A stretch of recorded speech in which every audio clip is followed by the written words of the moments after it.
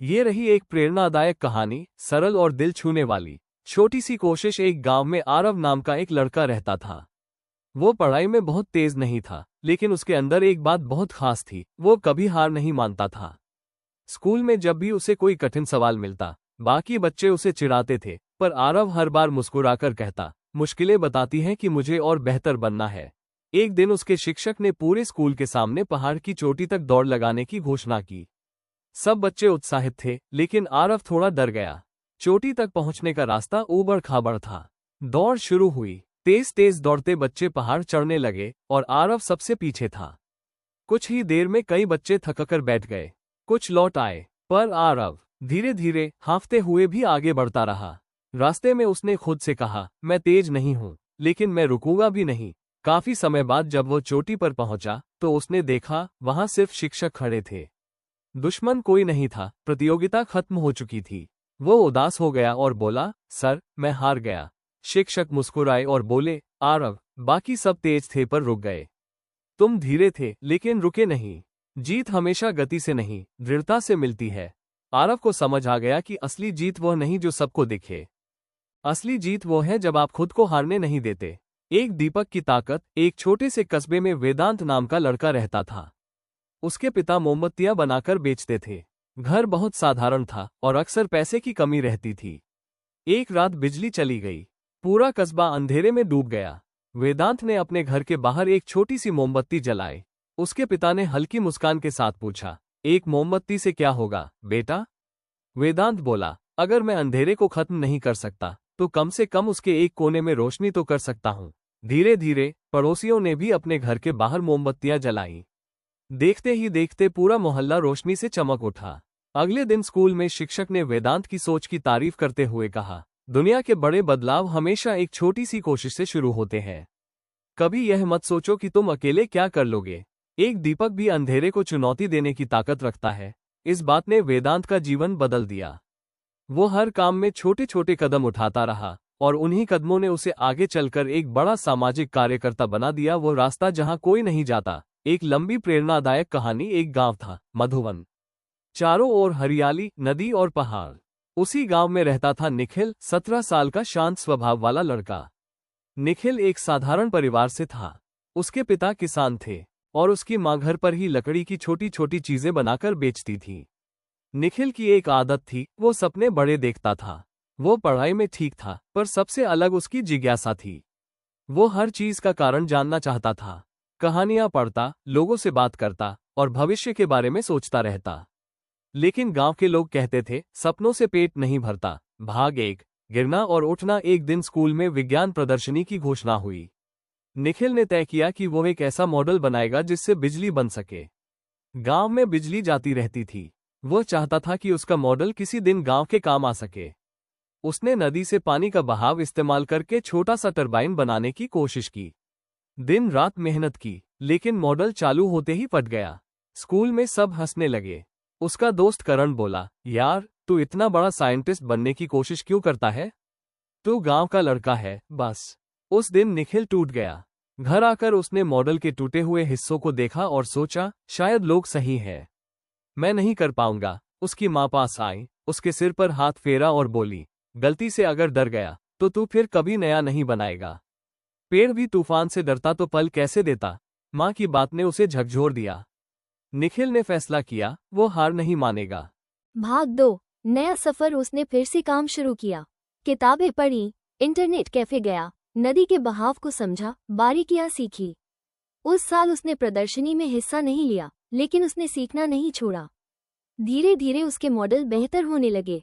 वो अकेला काम करता पर खुश था, क्योंकि हर दिन वो अपने कल से बेहतर बन रहा था। एक दिन गांव आया एक इंजीनियर, जो पास में बांध बनाने की जगह देख रहा था। उसने निखिल को नदी किनारे कुछ बनाते देखा। यह क्या बना रहे हो? इंजीनियर ने पूछा। निखिल ने झिझकते हुए समझाया।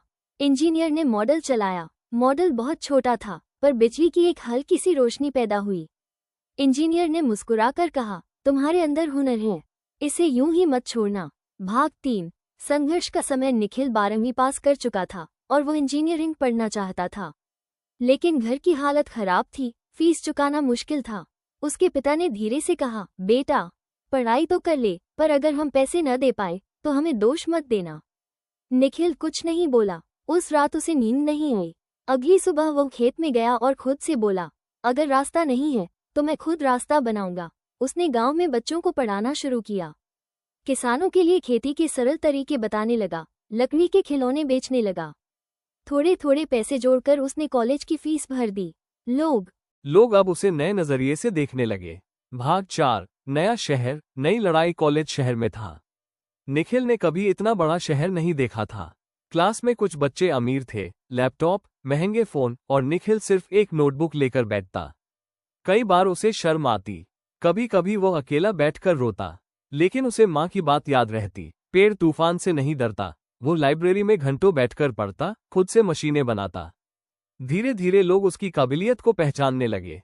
एक दिन कॉलेज में एक बड़ा प्रोजेक्ट आया, कम खर्च में बिजली बनाने का नया तरीका। सब टीम बनाकर काम करने लगे। किसी ने निखिल को टीम में नहीं लिया। निखिल ने अकेले काम शुरू किया।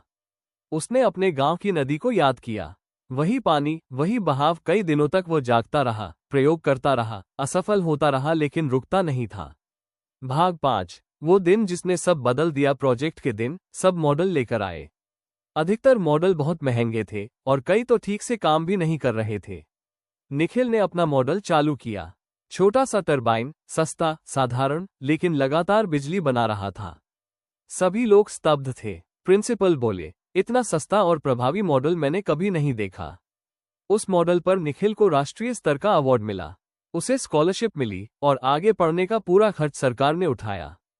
एक दिन कॉलेज में एक बड़ा प्रोजेक्ट आया, कम खर्च में बिजली बनाने का नया तरीका। सब टीम बनाकर काम करने लगे। किसी ने निखिल को टीम में नहीं लिया। निखिल ने अकेले काम शुरू किया। उसने अपने गांव की नदी को याद किया। वही पानी, वही बहाव। कई दिनों तक वो जागता रहा, प्रयोग करता रहा, असफल होता रहा, लेकिन रुकता नहीं था। भाग 5। वो दिन जिसने सब बदल दिया। प्रोजेक्ट के दिन सब मॉडल लेकर आए। अधिकतर मॉडल बहुत महंगे थे और कई तो ठीक से काम भी नहीं कर रहे थे। निखिल ने अपना मॉडल चालू किया। छोटा सा टरबाइन, सस्ता, साधारण, लेकिन लगातार बिजली बना रहा था। सभी लोग स्तब्ध थे। प्रिंसिपल बोले, इतना सस्ता और प्रभावी मॉडल मैंने कभी नहीं देखा। उस मॉडल पर निखिल को राष्ट्रीय स्तर का अवार्ड मिला।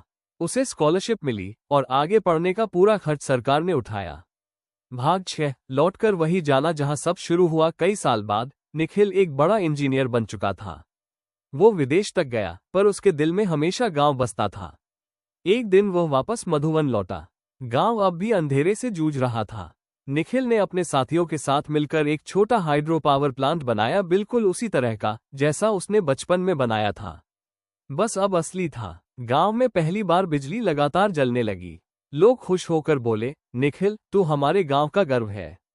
निखिल मुस्कुराया और बोला, अगर उस दिन मेरा मॉडल टूटता नहीं तो मैं सीखता भी नहीं। हार ही ने मुझे रास्ता दिखाया। कहानी की सीख, धीमा चलो पर चलना मत छोड़ो। लोगों की हंसी कभी तुम्हारी मंजिल तय नहीं करती। छोटी शुरुआतें ही सबसे बड़े बदलाव लाती है। जहां रास्ता नहीं हो वहां अपना रास्ता खुद बनाना पड़ता है। दोस्तों, ये कहानी अच्छा लगे लाइक करें, कमेंट करें, सब्सक्राइब करें। धन्यवाद जरूर करें। ये वीडियो आप कहां से देख रहे हैं मुझे कमेंट करें।